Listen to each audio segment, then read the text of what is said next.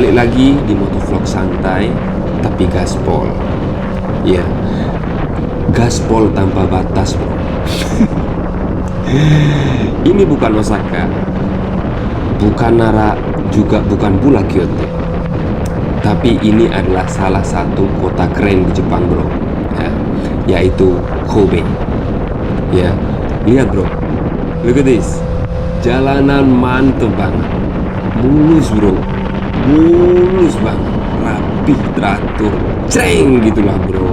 Wow, asik untuk riding ini bro. Yes. Lihat bro, di Jepang bocil-bocil nyebrang jalan dengan santainya, aman banget ya. Semua pengendara nggak ada yang sumbunya pendek, semua tertib nunggu pejalan kaki sampai lewat betul-betul baru mereka lewat bro. Inilah yang kenapa ya Jepang itu sangat enak banget ya. Dan sekarang saya lagi berada di depan kebun binatang ya. Jalan persis di depan kebun binatang, namanya Oji, Kobe Oji Dobutsueng atau Kobe Oji kebun binatang gitulah ya. Suasana juga bagus, penghijauannya juga bagus, di jalanannya juga, trotoarnya juga tertib, bersih, jalanan pun enak banget untuk dilalui. Kebetulan saat itu cuacanya agak mendung ya bro ya, cuacanya. Jadi kalau pas lagi cerah mungkin tambah mantep lagi. Bener-bener saya sangat menikmati hari saya saat riding di Kobe ya. Memang jalanan itu enak banget, kita serung gitu, enak. Tapi dengan hati-hati bro, tapi dengan safe riding ya selalu ya, jangan kayak nggak beraturan gitulah bro ya. Oke. Nah di sini adalah jalan yang mau menuju ke Ijinkan ya, mau masuk ke daerah Ijinkan ya. Jadi di daerah sini ini banyak banget kafe-kafe santik bro ya. banyak pengunjung yang cuma datang ke sini untuk ngafe cantik atau lihat butik-butik ya. Banyak sekali di sini tempat seperti nyantai gitulah bro ya. Dan wisatawan asing pun banyak sekali di sini ya. Tapi tempatnya agak menuju ke daerah gunung, agak nanjak, lumayan lah untuk olahraga sedikit lah, jalan kaki ya. Sekarang saya udah mulai akan masuk ya ke kawasan Ijinkan ya, salah satu spot paling bersejarah di Kobe ya bro ya. Disinilah dulu para orang asing pertama kali yang tinggal di Jepang setelah Jepang buka diri ke dunia luar ya, sekitar akhir abad ke-19 gitu. Nama Ijinkan sendiri ya, nama Ijinkan sendiri itu artinya adalah rumah orang asing ya. Bangunan di sini punya gaya arsitektur Eropa klasik ya, beda jauh sama rumah Jepang yang pada umumnya bro ya. Jadi berasa banget kalau kita itu kayak lagi touring ke luar negeri ya, padahal masih di Jepang di Kobe lah ini ya. Oke. Jadi kawasan ini dulunya dihuni oleh para diplomat, pedagang dan ekspat dari barat ya. Makanya arsitekturnya itu bergaya barat banget, Eropa banget ya. Tapi tetap walau Eropa vibes ya, jalannya Jepang banget bro, bersih, tenang dan penuh sejarah ya. Jadi untuk kali ini saya hanya berkesempatan ya melintas sebentar ya di jalan utamanya, nggak bisa masuk ke gang-gang juga itu.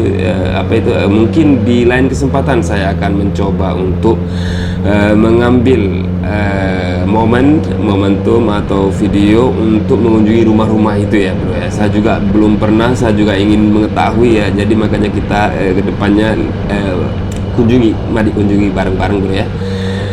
Ya, ini udah mulai keluar dari daerah Ijinkan ya di Kobe ya. Nah, jadi jalannya pun ya meskipun kecil gini, jalannya juga bersih banget ya, teratur ya. Jadi apa itu pemandangannya juga kayak modern banget dicampur dengan kayak alami hijau-hijauan gitu. Saya suka banget kayak ginian bro.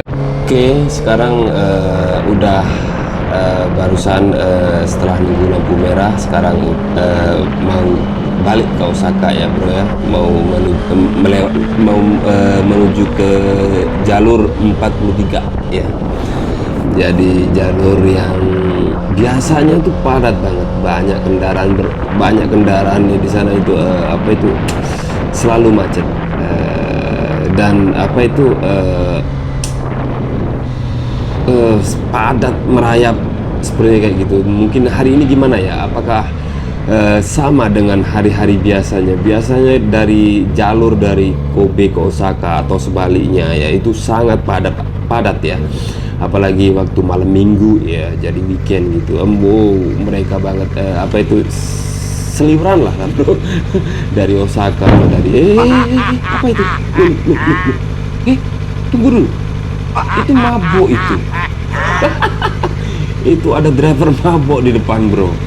Itu jadi ini lampu merah ya. Jadi ada lampu merah, di bawahnya tuh ada tanda panah warna hijau. Cuma tanda panah arahnya tuh ke kanan ya. Jadi yang boleh maju itu untuk yang belok kanan. Jadi yang lurus tuh nggak boleh maju ini. Barusan dia barusan dia maju, gila, kayak tanpa dosa dia maju, nyantai gitu. Untung nggak ada polisi udah hilang itu 9.000 itu. Plus minus 2 poinnya. Sangat-sangat disayangkan tuh 2 poin ya, itu 2 poin itu sangat besar sekali ya. Dan 9.000 ya. Kebanyakan orang mending bayar tapi poin nggak usah diminuskan gitu. Kalau kena tangkap polisi gitu. Oke lah bro, ini apa itu udah masuk jalur 43 ya di Kobe. Tapi kayaknya kok ini ya apa itu hari ini kok kayaknya sepi banget gitu, enak gitu kayaknya, itu sangat mulus meluncur bro. Dari tadi kok mulus banget aku ya. Habis ngeliat aspal tuh kayak permadani bro ya, jadi enak banget aspalnya itu, naik motor itu sri gitu kayaknya. Ada kayak gimana deh, pusing aku. Biasanya kalau di mana ya, di negara mana saya nggak tahu ya, di mana lah, India atau gimana ya, banyak bolong-bolong gitu jalan ini. Kok ya kayaknya aspalnya itu mulus banget. Sri. Nah, setelah sekian ya hampir 30 menitan ya jalan, sekarang sudah berada di pertengahan ya antara Kobe dan Osaka. Jadi kalau udah mau deket-deket Osaka tuh emang kayak gini, rame.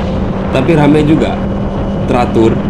Ya, tapi hari ini nggak terlalu padat-padat banget ya. Biasa padat banget bro, sampai antri gitu. Ya, ini hari ini enak, nggak terlalu ini bagus ini, mantap.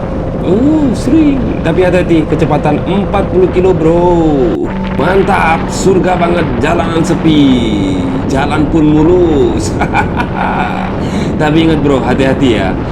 Biasanya kalau sepi kayak gini, di belakang itu ada Fukumeng ya. Fukumeng itu adalah mobil biasa ya, mobil samaran polisi ya, bisa jadi dia bisa mengeluarkan sirine dia, bahaya tuh. Di Fukumeng itu ya secara harfiah artinya berwajah tertutup ya, kalau dalam bahasa diartikan ke dalam bahasa Indonesia itu ya, itu adalah Fukumeng atau menyamar ya, dalam konteks di jalan raya dan pada kepolisian di Jepang ya.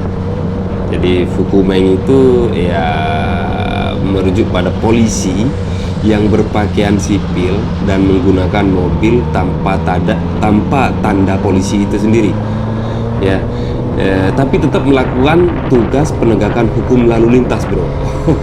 Ini bahaya banget, bisa-bisa kena kita ya.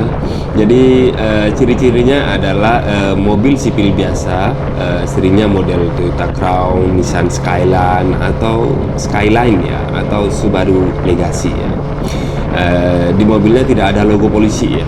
Kadang terlihat lampu sirine tersembunyi di dashboard atau atap ya.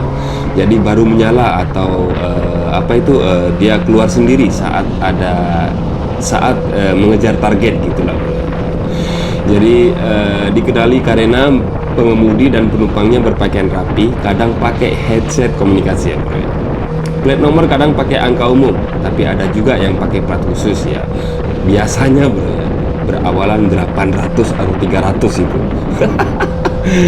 Hati-hati bro ya, tetap patuhi rambu-rambu lalu lintas, kecepatan yang telah ditentukan ya, jangan terlalu berlebihan lah bro. Tapi intinya gini bro, kita ikutin aja kecepatan kendaraan, kebanyakan gitu ya, yang lainnya juga ya. Ini kalau nggak salah, kalau dari video saya ini kebanyakan mereka itu lebih dari 40 deh, ya kan. Tapi kita ikutin aja sama yang lain gitu ya. Kemungkinan mungkin aman, tapi lebih amannya lagi kita ikutin batas kecepatan yang ada. Itu jangan-jangan itu ya. Jangan-jangan. Oke bro, terima kasih telah bersedia meluangkan waktu untuk menonton video saya. Stay tune with us. Sampai jumpa di video berikutnya. Tetap safety riding.